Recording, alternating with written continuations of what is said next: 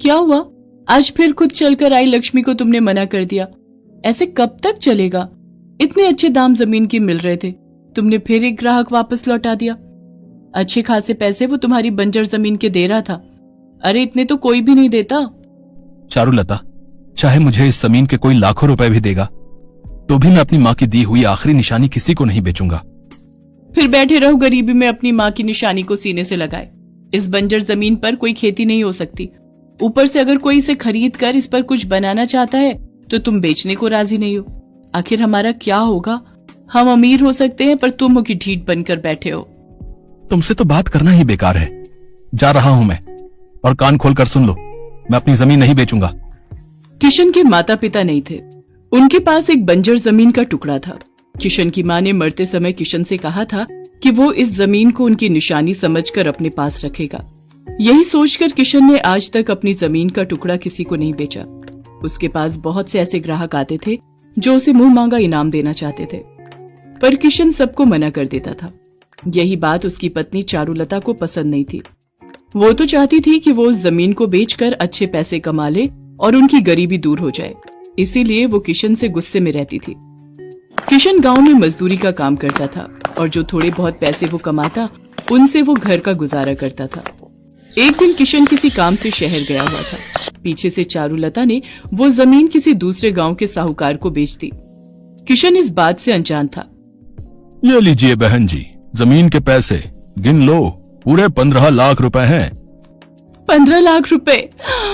इतने तो मैंने सपने में भी कभी नहीं देखे। ये लो भैया जी, जमीन के कागज। पर मेरे पति को कानो कान खबर नहीं होनी चाहिए कि ये जमीन मैंने आपको बेची है, समझे? चारुलता पैसे देखकर बहुत खुश थी।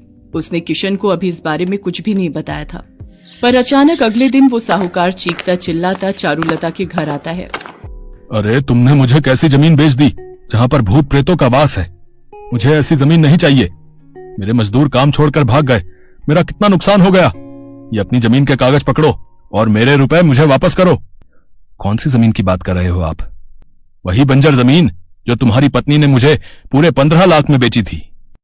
चारुलता घबरा जाती है और साहूकार को पैसे वापस कर देती है। किशन को सारी बात पता चलती है। वो चारुलता की हरकत से बहुत दुखी होता है और अपनी जमीन पर जाकर रोने लगता है। शाम घिर आई थी। किशन एक पेड़ के नीचे बैठा अपनी माँ को याद करके क्षमा मांगने लगता है। माँ बापू, मुझे माफ कर दो। चारुलता की तरफ से मैं आपसे माफी मांगता हूँ। मैं आपकी आखिरी निशानी, मेरी पुरखों की जमीन को कभी नहीं बेचूंगा। मैं कल से खुद इस जमीन पर खेती करने की कोशिश करूंगा। किशन अगले दिन ही कुदाल और फावड़ा लेकर अपनी जमीन पर पहुंच जाता है और अपनी बंजर जमीन को साफ करने लगता है। बंजर जमीन अच्छे से साफ करने के बाद किशन बहुत थक गया था। वो उस रात अपने खेत पर ही सो जाता है। आधी रात के वक्त किशन को एक आवाज सुनाई पड़ती है। किशन देखता है, उसके सामने धरती माता खड़ी है। आप कौन है? किशन, मैं धरती माता हूँ। मैंने तुम्हारा मातृत्व प्रेम देखा है। ये जमीन तुम्हारे पूर्वजों की धरोहर है जो तुम्हारी माँ ने तुम्हें दी। तुमने अपनी माँ की आज्ञा का पालन किया और जो बच्चे अपने माता पिता की आज्ञा का पालन करते हैं वो सदैव जीवन में सफल होते हैं। तुमने गरीबी में दिन गुजारे फिर भी जमीन को नहीं बेचा। मैंने ही साहूकार को और मजदूरों को यहाँ से भगाया था। मैं जानती थी कि तुम इस जमीन की रक्षा करते हो और इसे कभी नहीं बेचोगे। आज तुमने अपने सेवा भाव से इस जमीन को साफ किया है। मैं तुम्हारी सेवा से प्रसन्न हूँ, इसलिए मैं तुम्हें एक वरदान देना चाहती हूँ। धरती माँ, कैसा वरदान? किशन, आज से कई वर्ष पूर्व तुम्हारे पूर्वजों ने इस जमीन पर मिर्च की खेती लगाई थी, पर गांव में सूखा पड़ गया जिस कारण सारी खेती तबाह हो गई। उसके बाद ये जमीन बंजर हो गई। तुमने इस जमीन को साफ सुथरा करके फिर से उपजाऊ बनाया है। मैं तुम्हें ये जादुई मिर्च के बीज दे रही हूँ। इन्हें अपनी जमीन में बो देना। तुम्हारे खेत में सोने की मिर्च उगाएंगी। उन सोने की मिर्चों को बेचकर तुम फसल के लिए और सामान खरीद सकते हो। फिर इस जमीन पर तुम मिर्च की ही खेती करना।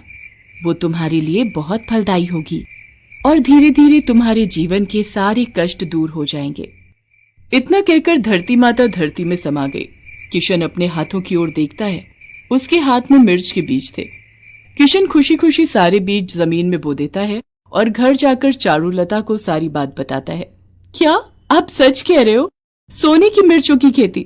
सुनो जी, मुझे माफ कर दो, मैं नहीं जानती थी हमारे पूर्वजों का आशीर्वाद इस जमीन पर और आप पर बना हुआ है। कोई बात नहीं चारुलता, गलती इंसान से ही होती है। तुम्हें अपनी गलती का एहसास हो गया, इस बात की मुझे खुशी है। अब हम कल सुबह जल्दी उठकर खेत पर चलेंगे। अगले दिन किशन और चारुलता दोनों खेत पर जाते हैं। वो देखते हैं खेत में सोने की मिर्चें लहरा रही हैं। दोनों उन मिर्चों को देखकर बहुत खुश होते हैं। किशन को उसकी अच्छाई का फल मिल जाता है। धरती माता और पूर्वजों के आशीर्वाद से उसके जीवन के सारे दुख दूर हो जाते हैं।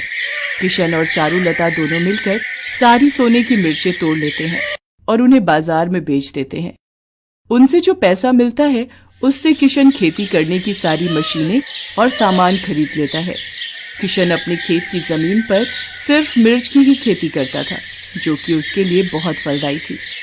धीरे धीरे किशन गांव में पैसे वाला साहूकार बन गया। वो गरीब और बेसहारा लोगों की भी बहुत मदद करता था। आज भी वो मन ही मन अपने पूर्वजों और धरती माँ को धन्यवाद करना नहीं भूलता।